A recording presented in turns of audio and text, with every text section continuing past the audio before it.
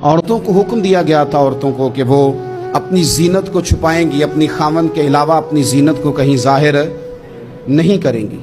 کیا میں بڑی درد دل سے آپ سے پوچھتا ہوں کہ جو عورت بن سور کے باہر نکلتی ہے یا جو نوجوان صبح تیاری کر کے مہنگا جوڑا پہن کے اور بڑی کریمیں لگا کے اور بڑا اپنے آپ کو تیار کر کے باہر جاتا ہے، تو اس کے دل میں یہ خواہش نہیں ہوتی کہ لوگ مجھے دیکھیں؟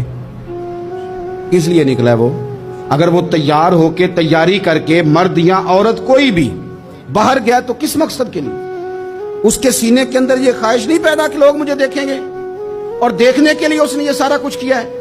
میرے نبی پاک صلی اللہ علیہ وسلم نے فرمایا لعنتی ہے وہ شخص جس نے دیکھا، اور حضور فرماتے ہیں وہ بھی لعنتی ہے جسے دیکھا گیا، جسے دیکھا گیا وہ بھی ملعون ہے۔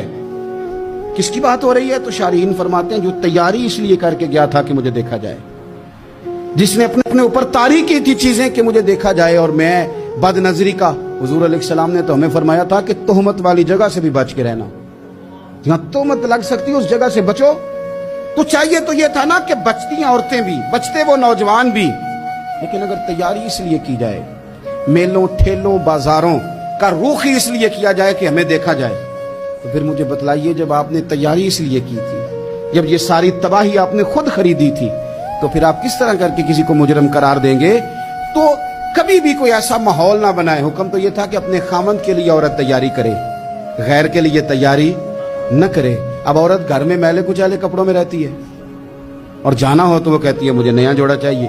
تو یہ خرابیاں وہ ہیں جو ہماری پیدا کرنا